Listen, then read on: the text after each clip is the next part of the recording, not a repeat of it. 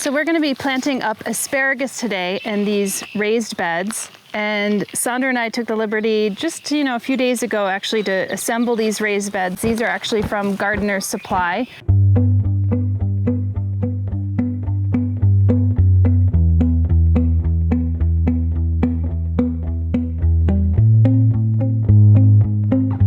So we didn't make these ourselves, but you have to actually assemble them. Really like them. They have these little copper caps on the edges. We might even put some like copper tape around the edges too to prevent any kind of slugs from moving in. But I wanted some raised beds because there's certain plants that I don't necessarily, at least at this stage, don't want to plant in the landscape because they have a tendency to spread.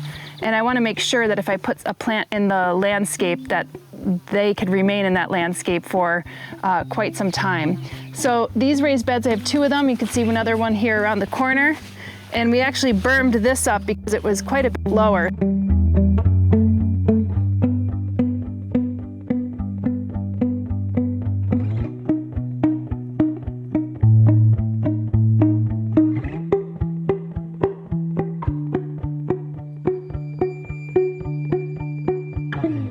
Added some soil and then wood mulched on the top of it. And what we did, just so I could show you the raised beds before we start planting, we have hardware cloth below here. And then I put some cardboard on top of that. And the hardware cloth is so that we don't have like a groundhog or a vole moving in. And we have this in front of a building here, which is eventually going to be the chicken coop, and we're going to renovate this coop as well. So this is going to be really some of our first food production aside from the orchard that we're going to have. And we're placing emphasis on perennial fruits and vegetables. And when I look at the lens of like food production, having a perennial fruit or vegetable is something that we're putting priority over because it's something that will come back year over year. And one of the other lenses that we're looking at is that, hey, we like it, we like to actually eat it, and that it's a versatile vegetable or fruit. Maybe it's versatile because you could cook it or prepare it many different ways, or that you could can it and you could freeze it, you could eat it fresh, things along those lines. And also that it has a high value on the market. That's something that is also really important. And really asparagus fits that bill. So if you see, I have a bunch of asparagus roots. Most of these I actually ordered and got them in the mail, and I'm a little late to the game in planting these. I would have liked to actually plant them in the spring. It's early summer now, so better late than never. And I got many different varieties here. I believe there's Millennium and a few others. And asparagus often comes in 3 different colorways. That's what you often see in the market. It's green, purple, and white.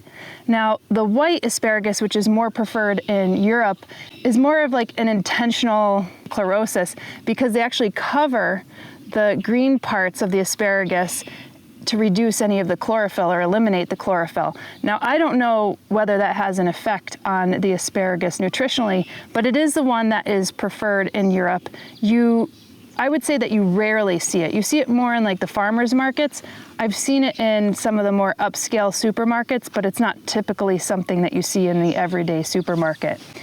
But asparagus means, I think initially the name was sparagi, and I think that usually means to swell. And what that may refer to is that it's these little shoots that come out. You see this one's a purple variety of asparagus. These little shoots start to stick out. You could find another one over here that's swelled even more. This is one of the green varieties. Now it's coming up. It's like a little finger that protrudes and comes up. And that's basically the part that is going to be the edible shoot. So when that actually starts to stick up out of the ground, typically what you do is you want to cut it just right below the soil surface base where it's a little white, and that should actually keep a little longer if you do that. Now, eventually it was called sparrowgrass, and sparrowgrass, so that's like the bird sparrow and grass, and it sounds like asparagus, and I'm not sure if asparagus was misinterpreted or misheard, or sparrowgrass was misinterpreted or misheard, but eventually we have the name of asparagus, which we know today.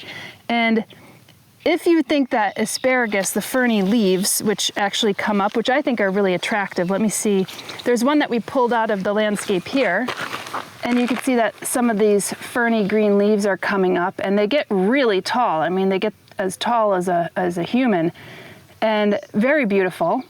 And people use these as houseplants too. So the asparagus sprengii and everything along those lines, if you're familiar with those, or if you go out to warmer climates, some people actually plant the ornamental asparagus, which is not really edible, but the ornamental asparagus, like the foxtail ones, in their landscape. So I always think that's like really funny to see, because those are the ones that typically people will actually grow indoors, at least in colder climates. And I've actually seen these also asparagus growing wild in many parts of the world. And actually that's something I should say. Asparagus has been cultivated for thousands of years, and I think it's always been considered a gourmet vegetable. I do believe that it actually originates from the Mediterranean, and it probably was cultivated in the Balkans. It has been cultivated since the 4th century BC, and you could find it in tombs, depicted in ancient Egyptian tombs. So I think it was really considered always a real gourmet food, because in Egypt it was known as the food of the gods. In Europe it was considered the food of the king or the vegetable of the queens. So, and then even now it typically is a slightly more expensive vegetable. You see it in fine dining. It's not something that, you know, people will generally have with their fries and potatoes, if you will. So, you know, so this is something that we, again, wanted to prioritize. And the reason why I wanted to plant it in raised beds is because these plants, like I said, have a tendency to spread. And just to give you an example, we had asparagus in our garden beds, and as a kid when I was growing up. We eventually sold my childhood home, and 20 plus years later, you go back, they had removed the garden beds, but what they couldn't remove was basically the garlic and the asparagus. The asparagus still comes up. And that's something to say about this perennial crop. You plant it once, it will continually produce for you for 20 plus years. So it might start to wane off after that 20-year mark, but it will still produce, but maybe not as much. And it's also a long-term crop. If you're growing it from seed, it really won't start producing for you until year 2, and definitely in year 3. And as it starts to age a bit more, you'll be able to harvest off it a bit more. Year 5, I think, is actually where you start to harvest, you know, the most. So part of the reason I got these is that I'm not doing any seed starting right now, and these are basically 2-year roots. So you can see what this looks like. And it's funny because this is when asparagi, if it does mean to swell, you could see that these roots are very succulent and thick, and also the sprouts come out like very succulent and thick. The only thing that's not succulent is really the leaves, because they're very ferny and lacy. So you can see it kind of looks like a funky scarecrow wig or something. But if you look at how it's shaped, like this triangle, this is how we're going to plant it. You're going to plant it on a mound. So say that my hands are the mound of soil or compost, and you're just going to drape it over like this. And we have about, I would say, 16 or 17 of these, maybe 18, I don't know, because we pulled some out of the ground here that we found in an area that used to have raised beds. So we're going to try to salvage those. I think it's going to be a little tight, but I'm going to try to fit 8 to 9 in each of these containers. And honestly, if it's too tight, because you want to get them about 12 inches away from one another, if it's too tight, that's okay, because I could always pull them up and plant them elsewhere. But the key is that I actually want to get these planted. And what we have to plant them, Espoma Organic Raised Bed Mix. I have some Espoma Organic Garden Soil, and have some really beautiful compost as well. I'm really excited that we're starting to get our compost game on here too, so there's a lot to choose from. But basically I'm going to do a nice mix. And asparagus does want to have a really well-draining mix, so the benefit of actually keeping it in a raised bed elevated off the ground is that it's not going to get saturated. Our soil here is heavy in clay, so I think it's going to appreciate something that's a little bit more augmented. You could control that a lot better. But notice we have the hardware cloth, so you could get the benefits of earthworms and microbes coming up from the bottom as well, without the vole pressure, if you will. So I'm just going to get started and start putting some of this stuff in here.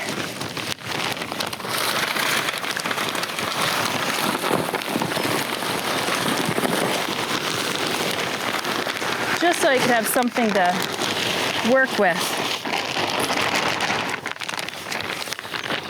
And you can see with this raised bed mix, it has their earthworm casings, micotone, alfalfa meal, kelp meal, feather meal. So this already has some nice organic, slow release fertilizers in it. Combined with the compost, this is going to be a really nutritious meal. Some of this garden soil in as well.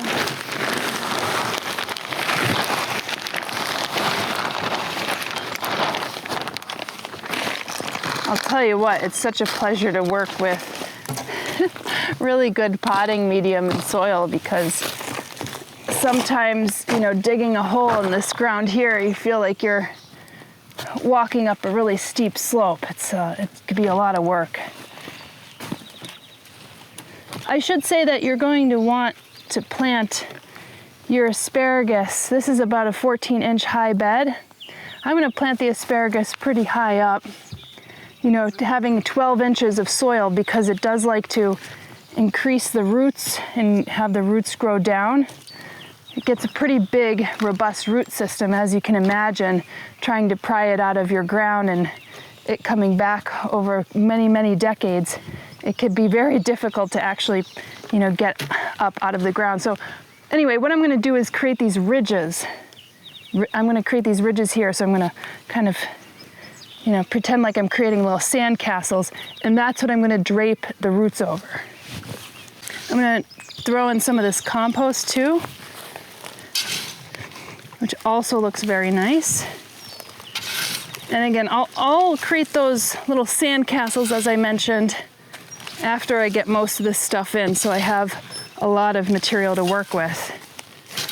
It really helps to have an idea of what you want to plant in your garden beforehand. That's something that actually we're working on and always tweaking. And I knew between the asparagus and sunchokes, which are also called Jerusalem artichokes, that's another plant that I have, that I would prefer to plant in a raised bed, largely because, again, they could spread and they're large and they could get pretty aggressive in the landscape. Not in a bad way. If you want that, that's totally fine.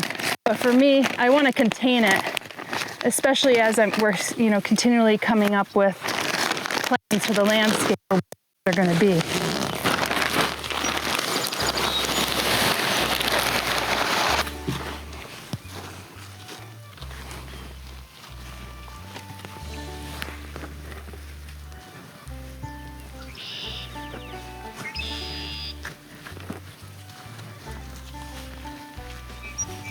So like I said, this is going to be a pretty tight fit for all the asparagus that I have.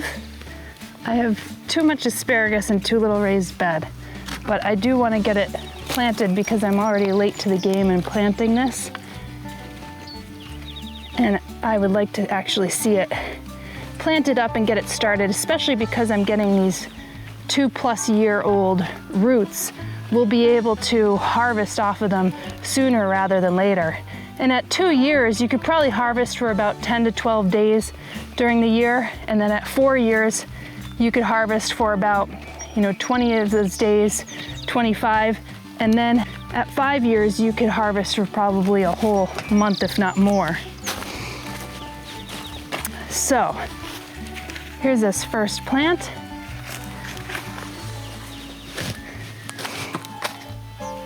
And here's what we're gonna do. We're just gonna drape it in just like that. You see? Spread out the roots. Now I don't know what varieties these are, and I'm not gonna put any information on them. But here, see this? I had this in this compost, and you can already see the little rootlets coming out. So again, I'm gonna plant these a little more densely, but typically they're 12 inches. I might not be able to have as many as I want in here, but might even have to try to do 3 rows. This one right here.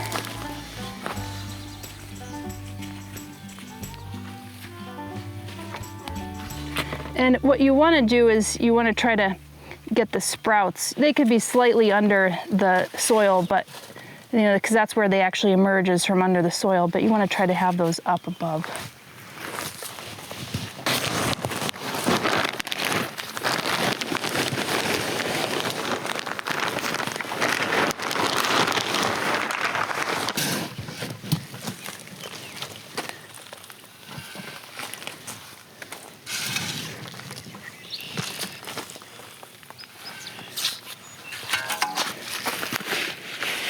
Okay, so I'm gonna try to show you this. I'm gonna have the sprout just come up right above the soil, just right here, you see it? So I'm just gonna cover up that lightly. And that's about where I'm gonna have it.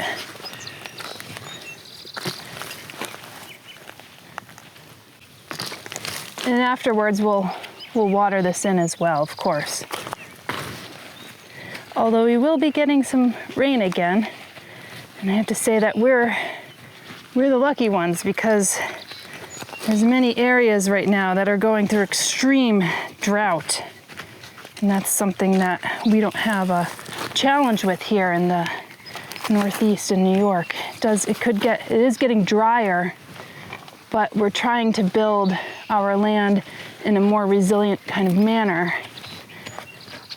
And luckily, these plants don't need to be babied with tons of water. I mean, if they originated in the Mediterranean, a lot of those Mediterranean plants, like many of our herbs that we love, lavender, thyme, Santolina, all those plants have grown up in hotter, drier environments.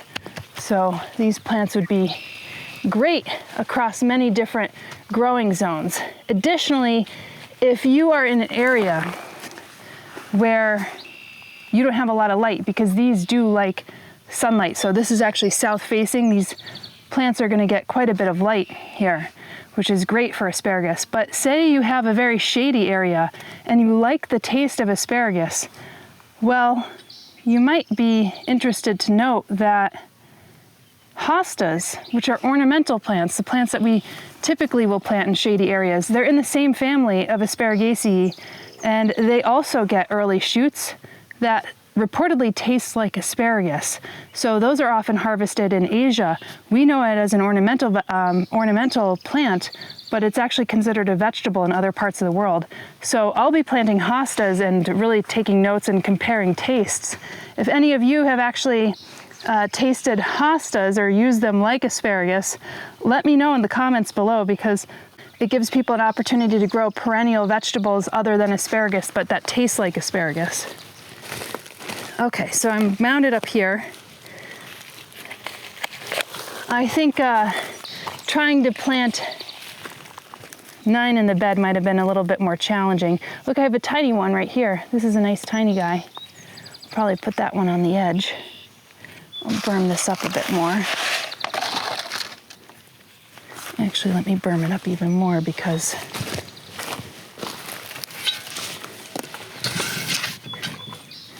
he's gonna be sitting down too low. And again, I wanna give him at least that 12 inches to go down. And what's great about this idea within this bed is that the roots can actually penetrate and go down further into the earth down below if it wants, because there's that hardware cloth. So it's not eliminating the roots to go, it's not eliminating the roots from going down further, which is also great. Let me plant this guy here. Now, in my estimation, some of these roots look healthier than others, like these nice thick white roots that are getting all these root hairs, these little white root hairs. These plants look a lot healthier than some of those darker colored roots that felt a little bit brittle and dry. I still think all of these plants will produce. They all have shoots coming off of them. But this looks healthier to me, which these nice thick white roots with root hairs.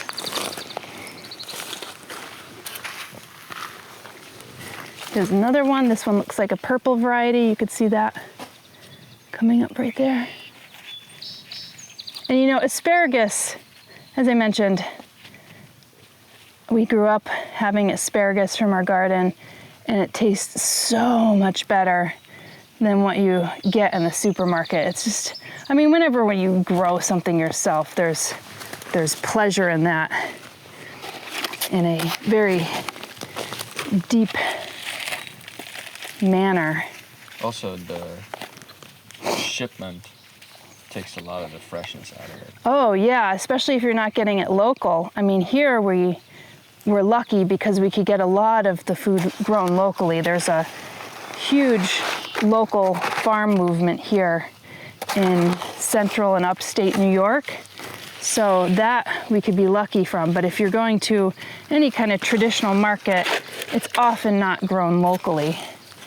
One of the things I should also say about asparagus is that it is incredibly nutritionally dense. So Hippocrates, has statements about the asparagus, and it was often used for urinary tract disorders or any kind of kidney disorders, or even for the heart.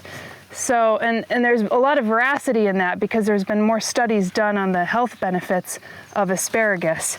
Asparagus is definitely a nutritional powerhouse and has a host of medicinal benefits.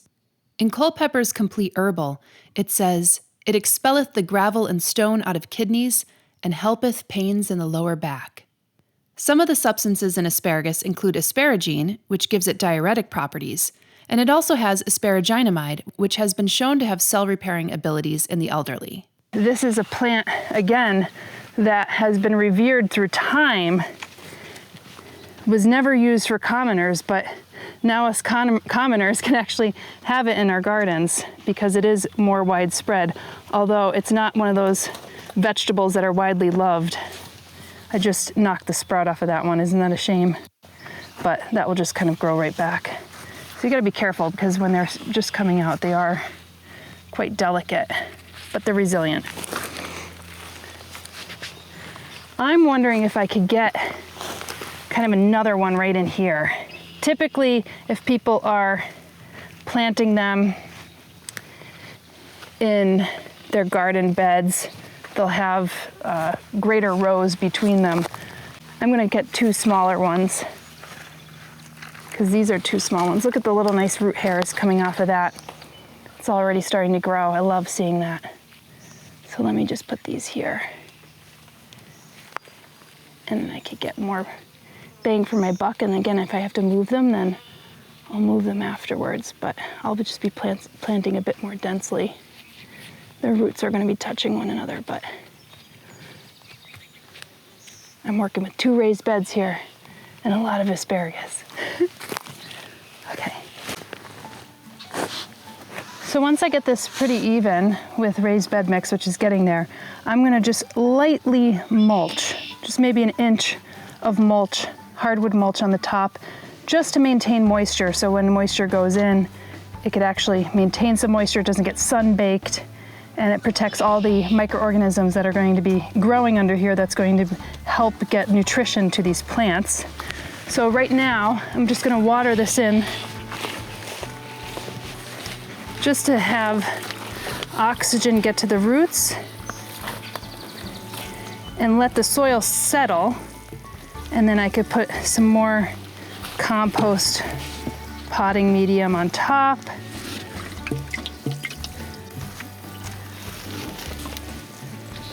Oh, this is going to be wonderful. It's a little late this year, but we'll definitely be harvesting asparagus next year, which is so exciting.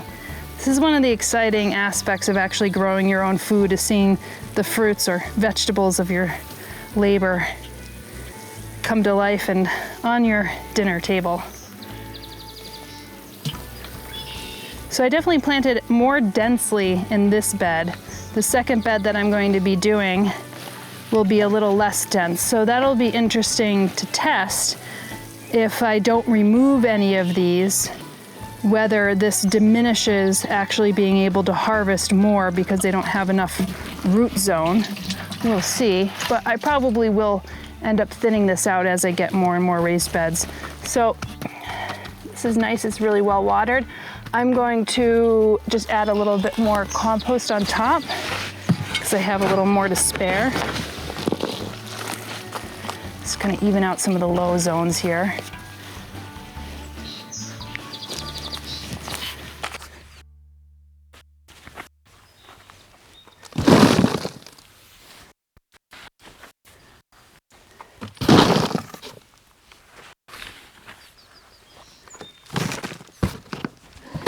Should be enough.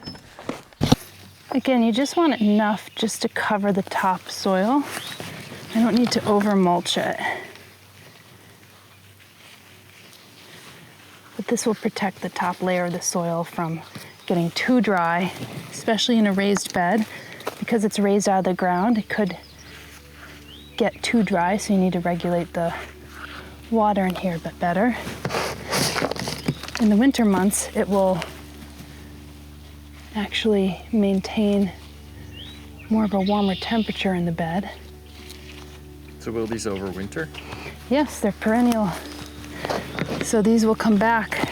That's part of the beauty of placing emphasis on perennial crops, is that they'll come back year over year and they'll only get better, bigger, and you'll be able to harvest more. Remember, on year 5, we're starting with 2-year-old crops here. If not, this one that we pulled out of the ground is definitely older. But we'll be harvesting sooner rather than later. And at year 5, you could harvest those yummy shoots for over a month of time. It'll keep on putting out more and more shoots. That's great. And then you could pickle asparagus, you could can them. They freeze relatively easily. So even though they're only producing over 10 to maybe 35 days out of the year, you could preserve the rest. If you're like, oh, I can't eat any more asparagus, then you have a bit more food security because you could can, pickle, and freeze them. So when I think of what food do I want to prioritize, especially if you have limited space, asparagus really would be one of those ones. And we like asparagus too, which is helpful. You gotta like the food that you grow.